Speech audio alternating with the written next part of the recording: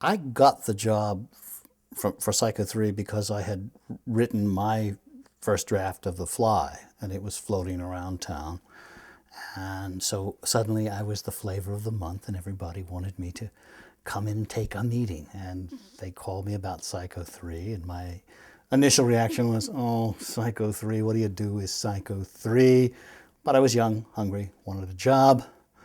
So I prepped by watching the two movies. Now, I had not seen Psycho, the original Psycho, but once, and like when I was 17 or something like that. And so I watched it again, and I knew was a good movie. Did not know that it was a great movie, but I suddenly realized it was a great movie.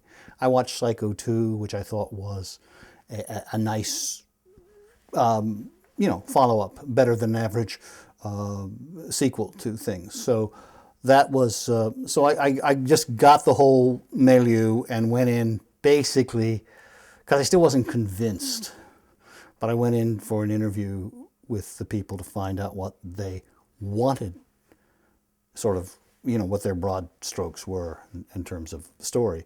They had nothing. I mean, it's basically left to me. And I went out to the parking lot thinking, oh, I'll never come up with a pitch for this. And suddenly the whole thing just sort of came at me as I was driving home. And I went back about 3 or 4 days later and pitched them a story.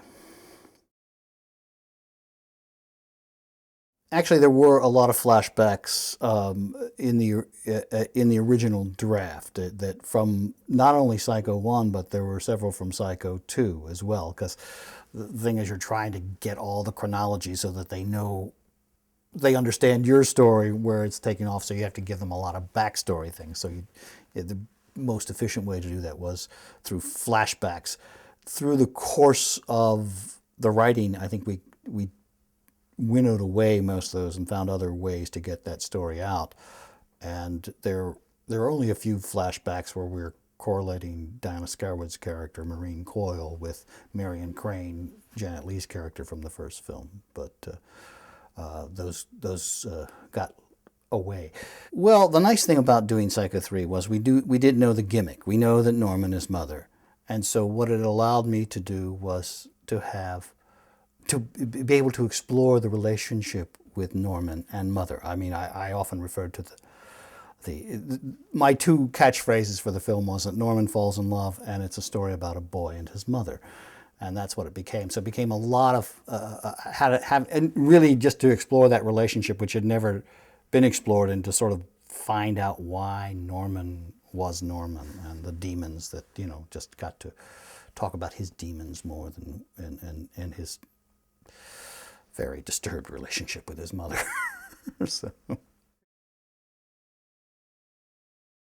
I had a vague memory of this, and I think there was a pitch. In fact, I know there was a pitch because I dug out all these old papers I had and found very rough drafts. I think I had two ideas, one with Norman as the killer, one with Norman not as the killer. It was never in a draft of the script. It was a pitch.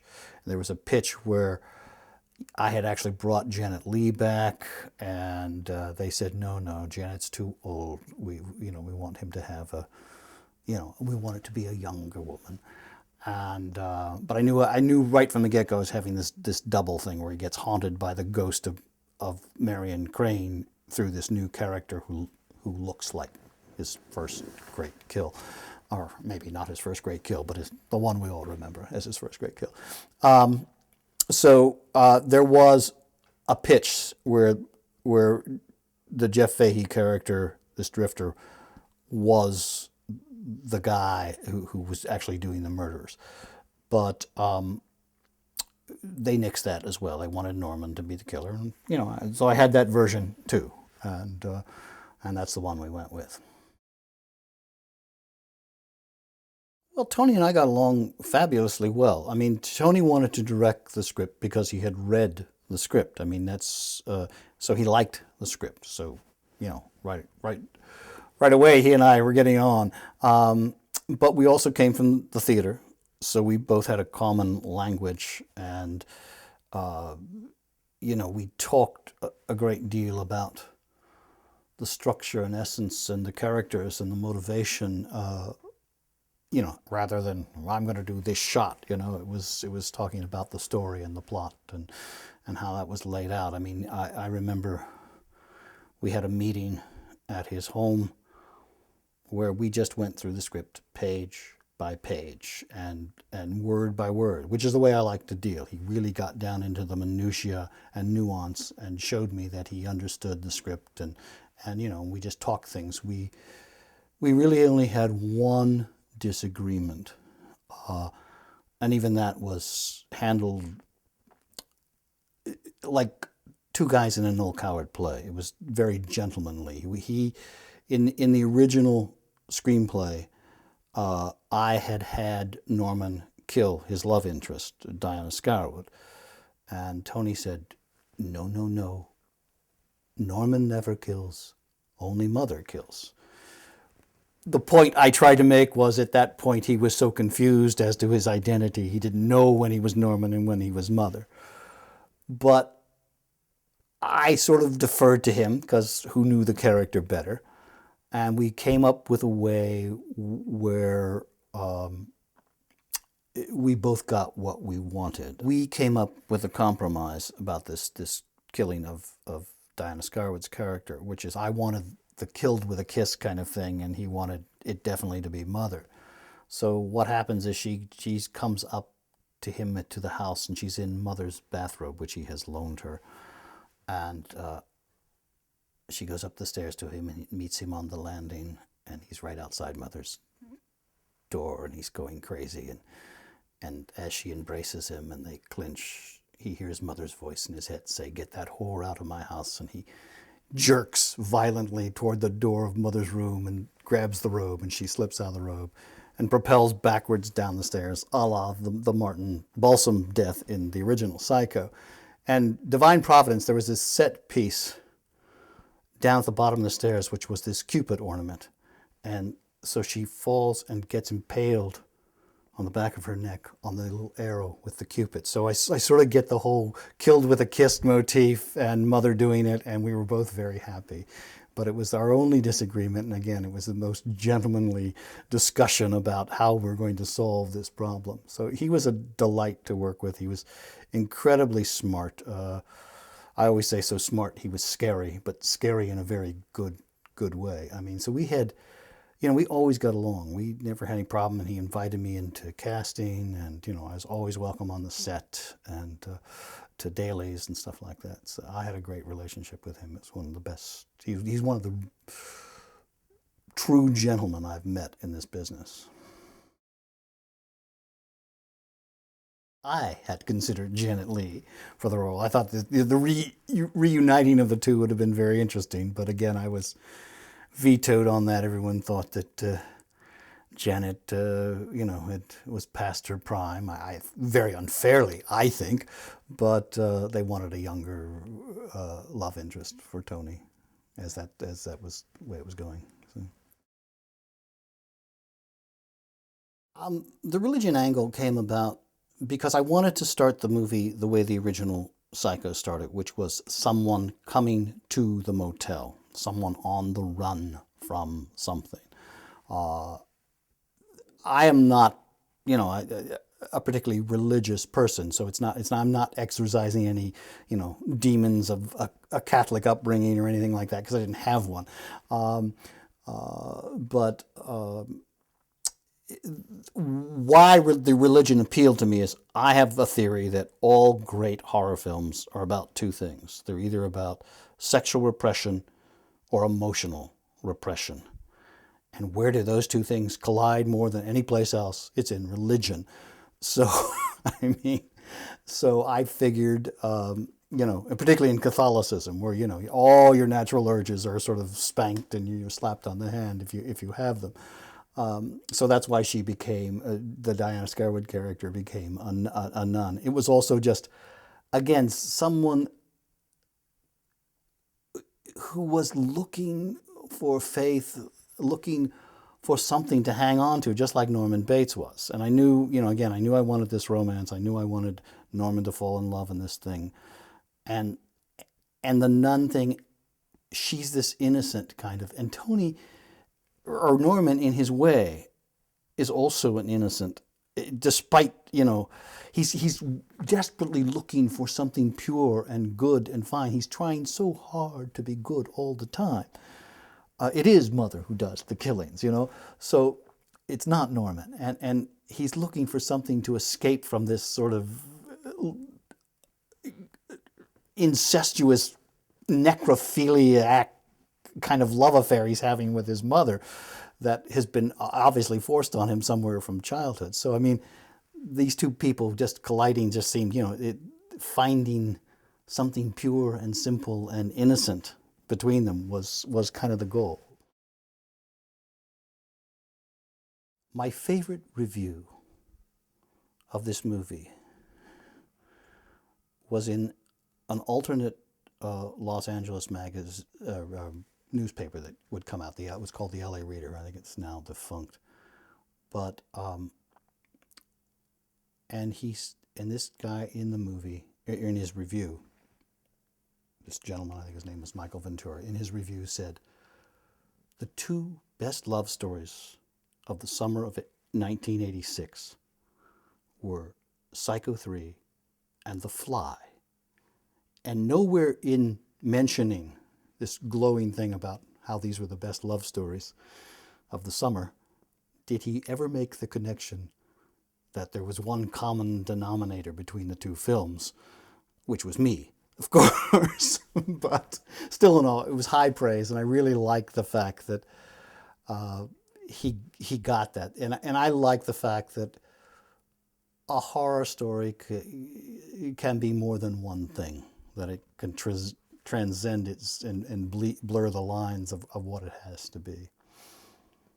And I thought, just again, everything becomes, the more you are involved with these characters, the more tragic, the more frightening all the stuff that's going to happen in a horror movie is.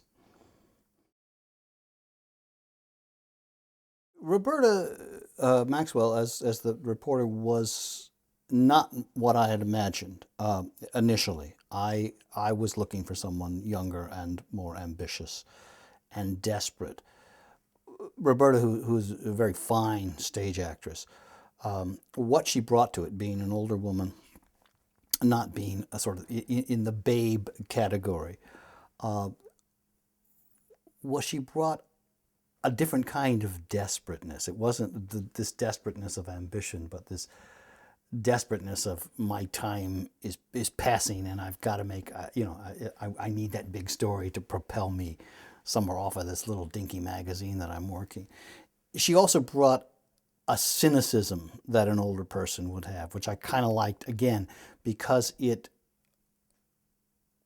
contrasted very well, again, with Norman's innocence, which I know is a strange term to use about Norman, but I believe he is, in a way, his own peculiar way, an innocent. And she also, her relationship with Duane became much more interesting, because it wasn't this sort of young babe that he's hitting on, but it just shows that Duane, again, will hit on anybody, anything, anytime, and she had the skills and the life experience to sort of deflect him and treat him like the sleazeball he was. So that brought a nice contrast into that too, I thought. So it was a very interesting choice. It was not, again, how I originally conceived the character. It was not that way, but it was. That's what Tony had a way of doing offbeat things that were really nice, and I think that's one of his choices, his offbeat choices, that casting. During the filming, Tony would, I'd get these calls at night, and he'd been thinking about something, and he'd have this really outre idea to do something, and I'd kind of have to talk him down from it, saying, is it really serving the story that we want to tell the best way? And sometimes I'd talk him out of it. Sometimes I was being too conservative and he talked me into something. Sometimes we sort of met in the middle. I was pleasantly surprised by Roberta Maxwell. I think I was a little, saying, is that right? And then as we got into it and I've seen her work, it was, I said, okay, I know what he's doing now. So it was very clever.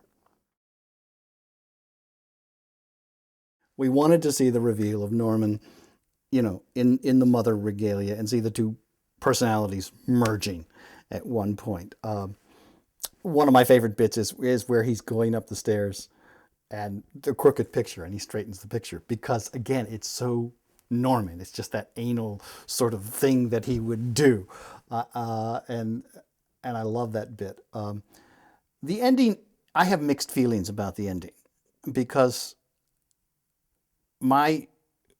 as I said, my thought of this was always going from abnormal to normal. I always looked at this as Norman's journey to light. The end of this movie was supposed to be after everything's been revealed and, we realize he's killed some more. The sheriff is walking him down the stairs from the house, handcuffed, and says, I trusted you, boy. I believed in you, and now you're going to go back and you're going to be locked up forever. But Norman says, yes, but I'll be free. I'll finally be free because he's purged his demons. He's gotten rid of Mother on his back, and so that was. And the end was after he says, "I'm free. I'll finally be free." He looks up, he sees the empty rocker blowing back and forth in the window, and that was the end of the movie. Well, one day I get a call toward the end of filming at Tony, and he says, the brass wants one of those Brian De Palma shocker endings, where Carrie's hand comes up out of the grave. And I'm going, oh, this is going to be trouble. And he says, and he starts talking, making suggestions. He says, well, we could kill the reporter, we could kill the priest. And I'm going, oh no, that's, I just envisioned this bloodbath happening. And so I'm thinking on my feet. I said, I got to find someone to say this. I got to find someone to say this. I said, no. I said, here's what we do. I said, okay. He says, I'm free. I'm finally be free. He looks up, sees the rocker blowing in the window, the empty rocker. They put him in the back of the police car. As they're driving away, we come in on Norman, just like in the end of the original Psycho, with that demonic grin. And he pulls Mother's severed hand because he's stabbed the mummified corpse of Mother and torn it apart. He pulls the severed, mummified hand out from under his coat, and he starts to stroke it. And we close in on his demonic smile. And I thought, it's better than everybody and his brother being, we have a dead teenager movie where everybody's getting killed. Because all the original thing, Tony and I had conceived of this as being like the original Psycho, where you never saw a knife go into anybody until he stabs the mummified corpse of Mother. The boys at the top of the Black Tower sort of nixed that. They wanted their bloodlust. So anyway, I come up with this alternate ending. He goes, yeah, we'll do that. And I'm thinking, well, that's good because they'll watch it, and it's one of those things that can easily be excised, and we can go back to the original ending. And I can still have my journey to light. Well, if you watch the movie, the last shot is him pulling Mother's wrinkled old mummified hand out, stroking it, and them zeroing in on Norman's demonic smile. So I suggested it, and unfortunately killed my Norman's journey to light. I mean, I love the irony of him saying, I'll be free, I'll finally be free, even though he's going to be locked up the rest of his life, because he's sane again, But no more in the end of Psycho 3. Right after we had wrapped on Psycho 3 and before it came out, and before it was released, we were approached by Universal, Tony and I were approached by Universal to come up with a Psycho 4. Well, the way those things usually work is that you're the writer, you go off and write, and you sort of run your stuff by the star or the director or whoever is doing it. But so I came up with an idea, and I ran it by Tony, and he contributed some very interesting and good thoughts. And I really loved our treatment. I mean, it was, I had sworn after Psycho 3, I would never do a Psycho 4, but after shooting and just having such a good time with him, and I had this idea, and it was just this wonderful black comedy. It still had all the requisite horror beats in it.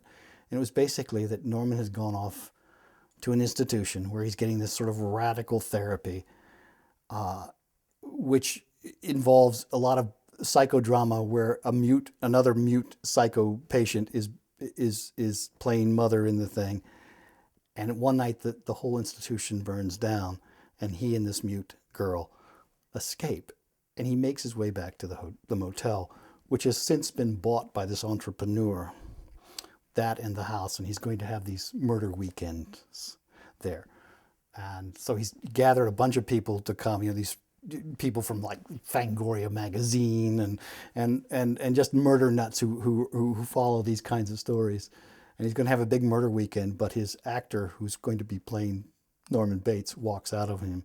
Norman arrives, just to end up getting hired to play himself.